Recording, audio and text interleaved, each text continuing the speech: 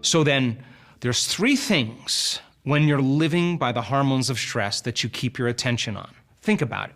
If you're being chased by a predator, all of your attention is on your outer environment. Where are you going to go? What place do you need to move to? What object do you need to move past? And when you're under the gun of those chemicals, you're thinking about time. How much time do I have to get there? So then, the body, the environment, and time.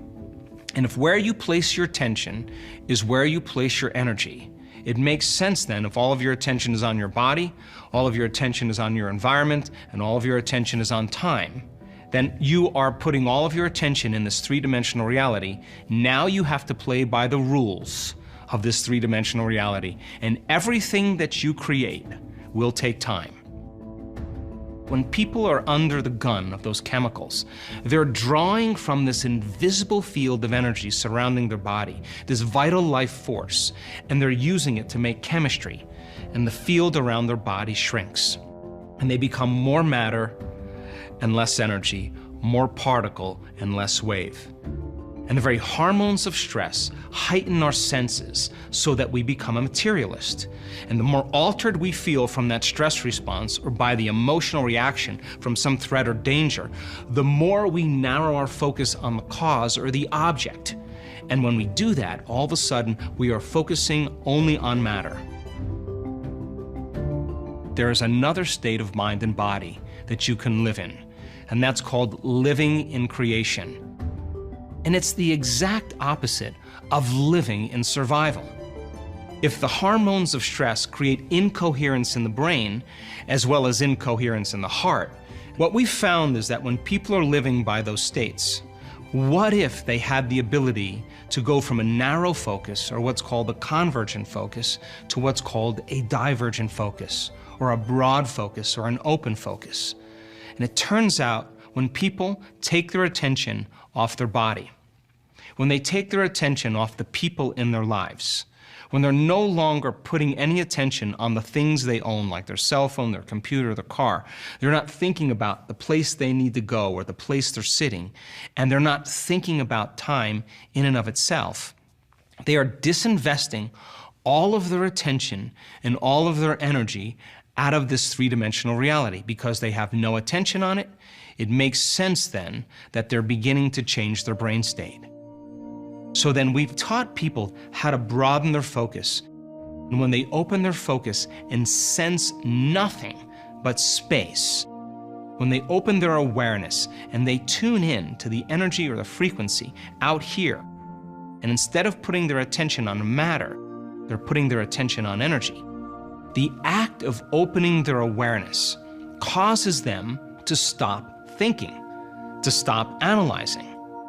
And if they're no longer thinking and they're no longer analyzing, they're no longer activating these circuits in the brain. All of a sudden, they begin to slow down brain activity and they start getting beyond their analytical mind. And as they suppress the neocortex, the memory bank of the autobiographical self, they begin to suppress everything known in their three-dimensional reality, and they turn off the neocortex. They begin to regulate their brain waves and slow them down. All of a sudden, something magical happens. The act of opening their awareness causes different compartments of the brain that were subdivided like a house against itself, all of a sudden to begin to synchronize, to begin to unify. You start to see neurons beginning to join larger communities of neurons. And what was once an incoherent brain begins to become more organized and more coherent. The emotions of fear, anger, sadness are the primary emotions of survival. The self comes first.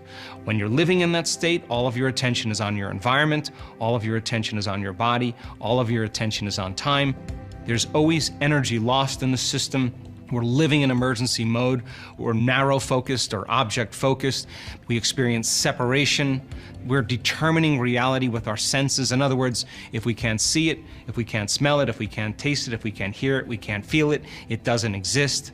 We're living by cause and effect. We're waiting for our environment to change to give us the relief from the discomfort that we're feeling inside of us. In survival and in stress, we don't see many possibilities because it's not a time to create. The brain and heart function in a very incoherent state, and in survival, we are craving the known because the unknown is just too much of a scary place. Now, when we begin to create the creative state, we could call that the divine aspect of us. In creation, the brain and body move back into homeostasis. There's an expansion of energy, a release of energy from the tissues. The body goes into anabolism or tissue repair. There's health, there's order, there's regeneration taking place in the body. Elevated, heartfelt emotions like love, joy, trust, knowingness, gratitude begin to mobilize all these new chemicals that begin to repair and regenerate the body. When we're in this heartfelt state, we tend to be less selfish and more selfless. We have our attention now no longer on our body, on the things in our life, the people in our life, on our environment, or on time itself. Energy is always created in the creative process. There's growth and repair. We broaden or open our focus, and when we do that properly, we start feeling less separate and more connected to something greater. We start to imagine and dream of a reality beyond our senses. Now we're interested in causing an effect. We're looking at all possibilities instead of limited possibilities. The brain and heart go into coherence, and now the unknown becomes the adventure. And why is that important?